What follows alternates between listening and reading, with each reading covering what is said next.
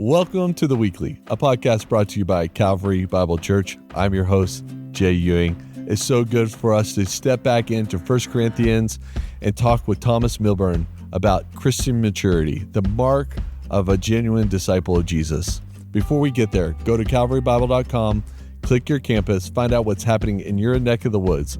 Like always, stay connected, get connected at calvarybible.com. Let's get to the show. So good to be with you, Thomas. I miss the theme music. Well, you gotta log in and hear it when it's on YouTube or on the podcasting network that you choose to listen to us. Yeah, people don't realize that we filmed this thing in 2 sections now. It's true. It's very true. Because normally, like before, music would kick on. Right. It'd be like theme music. I'd get all excited. Get jazzed. Yeah. And I'm like, here we go. But now it's like this cold start. Yep. Feels like this morning, my car trying to get going. How amazing is it? We went through all of Christmas break with beautiful weather, and then we get back into rhythm, and it's freezing cold. I know. I think it's my kids. I was taking them to school, and it's like the whole week or the whole break. There's no snow. Right. We did go up to the mountains to sled, but you don't get to sled at your local hill. Right. And then the first day Christmas back at break. school, just dumping snow. It's like it's painful. It is painful. So how was your break? It was good. Yeah? I had a good break. Got to see some great family that came in from California. I love them and enjoyed some time playing games. Played a lot of Ticket to Ride. Oh, that's my favorite. Is it? Oh, I love Ticket to Ride. We played Ticket to Ride quite a bit over Christmas. Apparently there's like more versions now. Yeah. For about Maybe they have been. 5 years, we would buy a version every Christmas. Okay. So we have several of them. Are they significantly different? Oh, yeah. Okay. Yeah, there's rule variations in all of them. Yeah. And they're fun. But we played Ticket to Ride. It was the first time that the kids were actually competitive. Oh, yeah. And the scoring got really close. So there was some double checking in the math based upon how close it was. Do your kids get upset when, like, obviously routes are coming to the same locations, and then you take the one-way route? Totally. And it's like, why'd you do that? I'm trying to complete a route here. Yeah. Actually, this was a season I actually had to watch how it built because I had some experts in the room finally, and it was like really tough, cutthroat.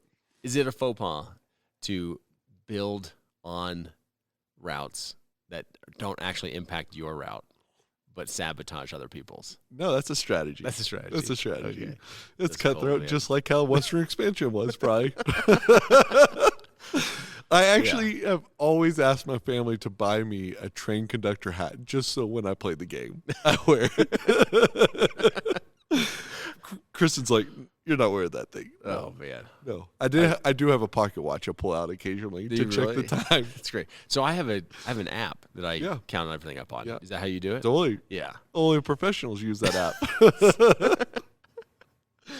Yeah, you're speaking my language. I love Settlers. The problem is it is boring compared to Ticket to Ride. It's a little slower. Unless you play expansion, because then you can actually buy in between every turn. Right. Anyway. Yeah. We want to thank our sponsors for this show, Ticket to Ride. Yeah. And Settlers of Catan. They don't know they're sponsoring us yet, but they will. Is it Days of Wonder? Who's the brand that makes it? Is that who it is? Yeah, totally. Anyways, hey, it's so good to be with you. New year, new you. You got a beard. What, do you think I could take this thing to like? Oh yeah, here? You could. How long does it take to get there? Probably a year. A year? A good year. I don't know if I could be committed through warm weather. Yeah, that's when it gets tough. I bet. I went skiing and it was awesome for the first time. This is the longest I've ever had a beard. Right. And I had all this like ice crystals all over my face, everywhere, and I thought I would just like pull it off, but they were stuck to my face. Right. You have to melt. They just have to melt. It's so great. You know what? It's for men who do not have hair north, but we can grow hair south of the nose. It's super fun because in ski season you actually feel wind through your beard. Yeah. And you're like, I never feel wind through my hair anymore. Now I do. This is what most people feel like when they're driving a convertible. That's probably true. Hey, so 1 Corinthians 8, we're back in it. Back on the train. If you want to give that metaphor again, another turn there. Yeah, we're 1 Corinthians 8. We've marched through 7 chapters of 1 Corinthians. You did a recap this week a little bit of where we've been, who we are, where we're going, just in case we forgot. What is sticking out to you as you prep for sort of the second half of 1 Corinthians that wasn't sticking out for you in the first half? Well, I think in one sense, like this is where the letter really turns to like Paul's insights of how to be the body of Christ together. And man, I just so appreciate his love and care for the congregation itself. I think we as Americans, maybe in the West, I don't know, we have just so reduced our Christianity to an individual experience with God, individual salvation, individual practice, individual attendance of churches. We make decisions like, is this church good for me? Does this church upset me? If I'm offended with a brother, I might just leave this church and go find another church. People land at our churches that are coming with other church baggage. Right. I just think, okay, in Corinth, there's one church. And if you're not going to be at it, maybe you go start Second Baptist. I don't know. Right. But Paul's concern is how do we stay together? Like we have a diversity of background, diversity of opinions, diversity of experience, diversity of socioeconomic class. Let's not just keep starting churches based on all of these different homogenous groups that we circle up with. How do we fight for unity with diversity, which is really fulfilling, I think, what Jesus prayed for us. This is John 17. I think we talk about it a lot. I know Zach mentions it in Thornton regularly, which is Jesus' prayer for the future disciples, those who would hear because of the testimony of the present disciples and come to faith, that they would be one as he and the Father are one. Like that is perfect union. Mm-hmm. And so how do we deal with that? And we get to 1 Corinthians 8, they got an issue, just like all churches. And it's about Christian liberty, what we can do and what we can't do, what we should do and what we shouldn't do among the family of God, right? Which, I mean, you've been in a life group, you're in a life group, I'm in a life group. Right. This comes up all the time, just in conversation is, can we do that? Should we do that? Should they do that? Can they do that? Is this the mature thing to do? Right. In a variety of questions. Yeah. On all sorts of things. Yeah. What topics do you think of? Yeah. Can you think of examples where you had to consider whether an action is permissible within the context of who you are and what you're doing in the world? Well, I think we'd say these are gray areas, right? Or we might say specifically, they're not explicit commands in the Bible. Right. Now, some might disagree, like, hey, this was mentioned in a Levitical code. Yeah. Was that fulfilled by Jesus or not? Do we have to follow that to the letter of the law or not?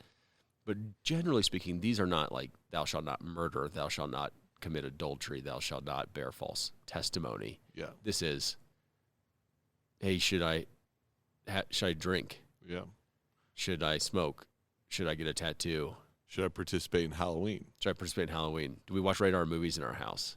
I mean, I grew up in a church called the Church of Christ where it wasn't permissible to have instruments as you lead worship. Yeah. Because nowhere in the New Testament does it say you should do it. So so these are the things, right? Yeah. And so now you got a bunch of people in a church. And then I think the other thing to remember is the people have come into the church from an unchurched background. Yes. So it's not as though they come from a Baptist background or a Lutheran background or a Church of Christ background, and they're bringing their Christian experience to the church. Yep. They actually don't have Christian experience. So what they're bringing is their unchurched, pagan experience with temple worship that's all sorts of crazy, if not perverted, and they're trying to figure out how do we follow Jesus out of that. Yeah, and so we sit in the pew or the chair this Sunday with 1 Corinthians 8, and let's be honest, we've never asked the question, is our meat sacrificed to idols? Yeah. And they are worried and wondering, what do we do, right? Mm-hmm. So what's the context of the church in Corinth, and why is meat sacrifice such a big deal? Well, meat is not like we think of meat, as we mentioned on Sunday. Like we're going to go home and have a burger, have some chicken fingers, we're going to Chick-fil-A. They don't have fast food, chicken restaurants or anything really with meat. So meat is almost exclusively eaten part of a temple ceremony. And so temples have worship that's happening there. They have deities that they sense are happening there. And so being sacrificed to an idol infects the meat.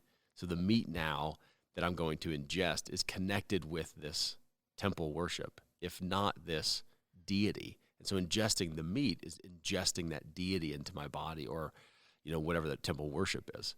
And so people got questions where you say, well, should we be eating meat anymore sacrificed that are at temples or not? And some of these Christians who think they have a theological defense for why they should are saying, I have the liberties to do that. And others who are, it says, weak in conscience. I think Zach Thompson, who teaches on the Thornton campus, had maybe the best description of what that means. It means like unsettled. Like I called them baby Christians. It's like, I just don't know.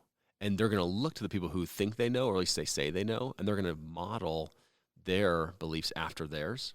And what Paul's saying is, hey, some of you guys who think you know it all actually don't know it all.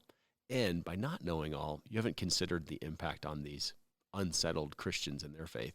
So here's the question then. How should our awareness of other spiritual maturity influence our decision about our exercise and freedom in Christ? Yeah, I think I saw three things that Paul walks through. They're not explicit, but I think they're implicit. One is, hey, you guys who think you're all know-it-alls, consider love. Love is more than knowledge. I like where we're going here. So 1 Corinthians 13 even says, if you have all knowledge and understand all mysteries, and you don't have love, what love essentially is the care and concern of another. You don't have love, like you're nothing. It doesn't say like, you're inadequate or you're deficient. You're nothing. And so back to 1 Corinthians 8, when he says, okay, those who love God are known by God. The greatest virtue is love. So first, yes, you can make a theological defense why you have permission to eat meat sacrificed to idols, or you have permission to X, Y, or Z. But have you considered how this impacts your brother? Is this the loving thing to do? Is this the care and concern for less mature believers who are unsettled in their faith? Have you thought about that? And it's like, oh, well, that didn't come to my mind. Okay. So you're saying that love is the central point of making these decisions first and foremost. Love is the measure of maturity. Okay. And so they're boasting how mature they are based on their knowledge. Yeah. And I think Paul is saying, actually, there's a different marker in the Christian world, which is your love, your care and concern for your brother. So, I mean, this goes outside of 1 Corinthians 8. This is like, you want to look for a mature Christian to follow, look for someone who loves well. Yeah. That's basically what you're saying. And I'm so excited to get to 1 Corinthians 13 and however many weeks it's going to take to get there, because love isn't just love. Yeah. Like, it's not just accept all things. It's not just tolerate everything. Like, love rejoices in the truth, right? It does not rejoice in error. It doesn't celebrate in what's wrong. And so it's not as though love just is this wishy-washy, just let people do whatever they want. No, it is directional. Mm-hmm. It is truthful. It's more robust than we think of love, but it is the care and the concern of another. Because most of us are trying to make this decision. Can I eat that? Do I have the right to eat that? Do I have the permission to eat that? Do I have the privilege to eat that? Well, does that impact someone else? Why would I care about that? So maybe the question is it loving for me? That's right. To do this. That's good. Yeah. So think about that. Like, so some of our examples, like what kind of Christian liberties do you think come to mind? Yeah, I think let's do one that's a really softball one. Should we celebrate Halloween? Yeah. Should Christian participate? Should you put lawn decorations? Should you? Yeah. What do you think? Yeah. What do you think? So you took that same question and you brought it to 1 Corinthians 8. Yeah. He said, Paul, we're concerned. Here's some things we're writing about. Can we celebrate Halloween? Are you worshiping demons? Are you participating in demon acts? Totally. Are you worshiping dead? Do you know what this holiday is? Have you ever heard the witch of Windor of the Old Testament? Yeah. That Saul visits. And I think what Paul would say is, it depends. Like, we know theologically, you can make a theological defense. There's nothing really behind this holiday. Like, it's man-made. I like how you talked about idols, actually, and he talks about in 1 Corinthians why they're just made of the wood that you just cut and you put in the fire to keep yourself. Which I think that's what you're saying with Halloween. It's like they're just masks. Now, there might be some parameters of like, well, can I dress up as this or that? And you're like, okay, I'm not saying you just go dress up as death itself and walk around as a Christian. Why would you do that?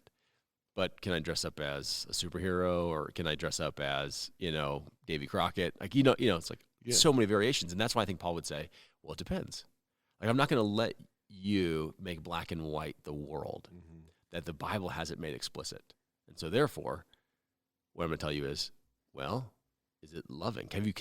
First marker is, Right. have you considered how this impacts others in the church? And I think that Halloween's an interesting one because if you came out of an unchurched background, and here's the thing, and you were intimately involved in the witchcraft of Halloween. Yes. So it's not as though you came from an unchurched background and you didn't participate in it at all. Right. But you're like, mom was a Wiccan, Yeah. right? And you're like, holy cow, you guys celebrate Halloween? That thing is insane. You should have seen the things that my family did. And now we have some Christians that are trick-or-treating. Now you have a conflict of conscience. Right. And I think that's where Paul's saying, okay, for the sake of your brother, are you willing to abbreviate your liberties? Mm-hmm. Now, just because some people are concerned that you do certain things, does that mean you have to abbreviate your life? Yeah. I don't think so. It's sort of like, let's take drinking alcohol, which in a culture of Colorado is like very loose and goose and is very socially acceptable for all parties to drink alcohol. But like you go to the Latin American church and you will never find a pastor drinking alcohol. Yeah. Because that is a leftover from sort of the Catholic Church tradition that priests didn't do that. In Latin Yeah, and America. again, And come out of social economics where alcoholism is a major factor in sort of the undermining of family systems in Latin America. And I think that's the point, Jay, is what is the consequence of my actions where people think I'm the more mature believer, Right. and then they follow in my steps and fall into, this is the whole concern, is fall into or back into Right. their practices of life apart from Christ. So it's not just like, is this right or wrong? It's, well, what happens to my brother or sister who sees me approving of something and then practices it and then falls away from Christ? So think of like the alcoholic family where, well, look at my pastor. He just drinks, in public all the time, no big deal. So then they do, but their family has a history of alcoholism, or he comes out of alcoholism, Right. and they fall back into it. And that moves to Paul's second point is, do you not see what the potential consequences could be for the brothers and sisters who are less unsettled? Yeah. So So I think that's a huge marker. you encapsulated this in wisdom early on. Love is the measure of maturity. Love for others limits my liberties. I think that's really important for us to understand. It's like, before I say if I can do it, is this beneficial to my brothers and sisters? And if not, I'm going to limit myself because I love them more than I love my freedom, which is a big statement in the American church. I think so. Yeah, like it's loaded. Well, I mean, like, when was the last time you feel like you really limited a freedom that you had? Right. I can think of a couple, but Okay. yes. You But know? yeah, for the sake of others, yes. Yeah, for the sake of others. Yeah.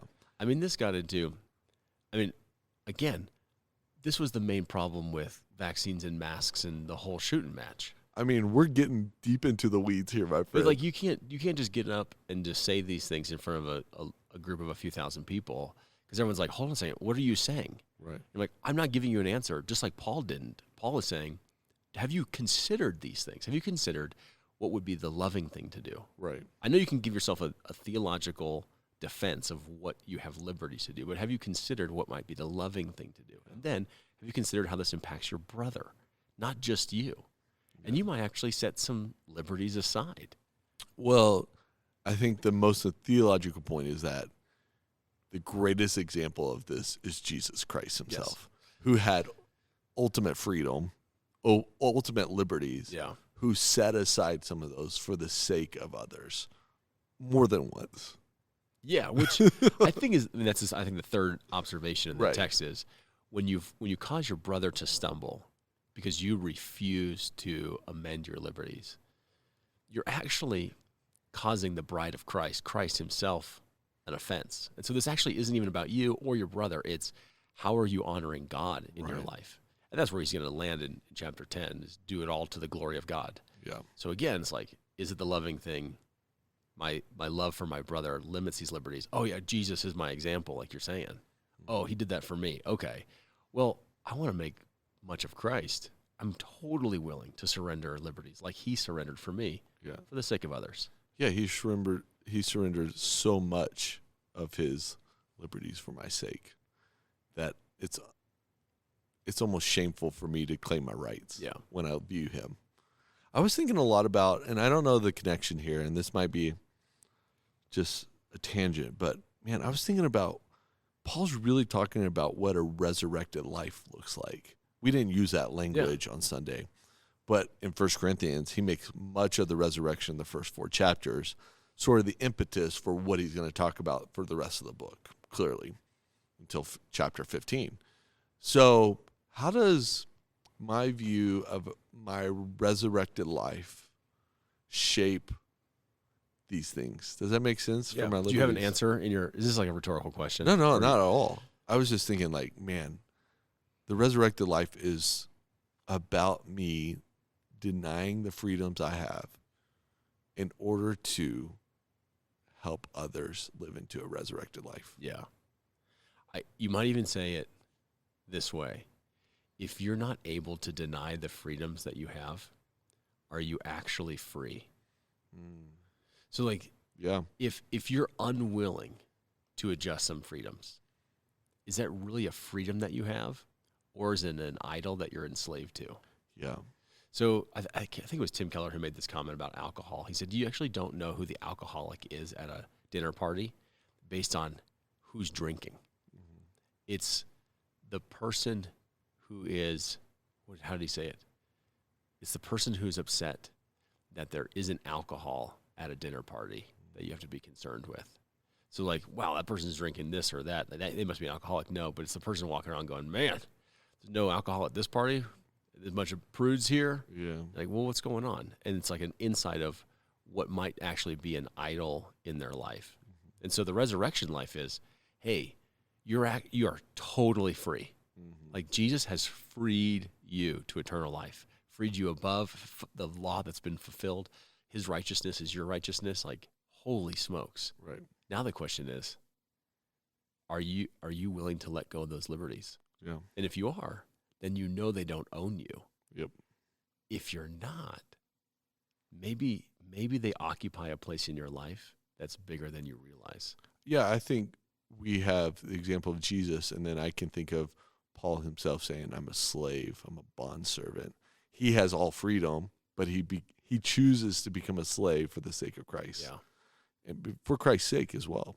And I think that's really important, that Paul is not declaring to them out of just because he's telling them what to do. He's actually living this. Mm-hmm. He's forsaken some of his religious liberties. But although he does claim, this is the caveat, he does claim his Roman rights to get to Rome for the sake of the gospel. I was going to say, it goes into this next few weeks where it's like, he's willing to do all of that for the sake of the gospel. Yeah. Right. So what are you willing to do for the sake of the gospel? And we're mostly concerned is what are we willing to do for the sake of us? You know what I mean? Well, yeah. So the reason he exercises that right that's his of citizenship is to advance the gospel. Right. We are doing it for our own ego, pride, self-preservation. Now, I think it's right to exercise it for the safety of others, for the restraint of evil, for justice. I mean, like, all of those things. You're like, absolutely, let's go to the court of law so that we would prevent those things from hurting other people. No doubt. But no, I think you're totally right. Like, we just need the wisdom to know when. I think, the sphere that we didn't talk about this at all on Sunday, that I think gets impacted the most when you have a more learned Christian, so more knowledgeable Christian, and then you have a less knowledgeable or unsettled Christian in their faith. Right. And where this paradigm gets played out a lot is actually with parenting. Because your kids are observing you as like basically the barometer of Christian living. Right. Or the matrix of it. It's like, if my parents do this, then it must be acceptable. And I think a lot of parents with use of technology, use of alcohol, use of like media, they don't limit themselves. They have the liberty to do these things with their kids, and then their kids being weak in conscience, unsettled in their faith, are actually falling into traps, unfortunately. Yeah. And most parents are like, why would I'm not doing that. That would be such an inconvenience in my life to amend whatever, you fill in the blank. And I think this text would actually encourage a lot of parents to say, hey, look at those unsettled Christians in your house, your little children. Maybe you don't want to exercise all your liberties for their sake. For their sake. It's good, man. It's deep. I think it requires, when you talk about wisdom and maturity, it requires that those judgments take time. Yeah. You need to consider these things, really meditate on them, examine the scriptures, examine them in the Christian community before you declare what you're going to do, right? Yeah. So often we're like, I'm going to just do this right now and rush into these ideas, whereas Christian discernment is really required for wisdom. And I think that's why most people today will not enjoy 1 Corinthians 8 or this podcast or the message on Sunday, because it requires three things of them that you just mentioned that we are unwilling to give. So one is critical thinking. We just want to type into ChatGPT or find an article that gives me the answer. It requires to live in a bit of ambiguity and wisdom as opposed to black and white. So many of us just want to make our faith black and white. Totally. And then third, it requires that rumination, meditation in community. And it's like you'd have to like slow way down to think, is this what I want to do? What would the impact be? How would this play out? Would this benefit another? Would this build me up? That takes time. So I have no time. I'm not going to plug into community. I want the right answer, and I don't want to think about this too much. Yeah. Well, then I don't know if you can live out 1 Corinthians 8. Yeah. And I would say consider the last parable of the Sermon on the Mount, the wise and foolish builder. Mm-hmm. That's good. Where are you going to build your house? On the rock? On the sand? And this is serious stuff. You've got to consider what choices you make in our lives. But think about this. Maybe this would be a good place to leave our listeners. Is think of a mentor that really was impactful in helping you understand life, understand who Jesus is, and then just think about how they spent their life with you, and maybe imagine some of the liberties that they limited so that you could be in relationship with them. Yep. No doubt, man. That's a good end.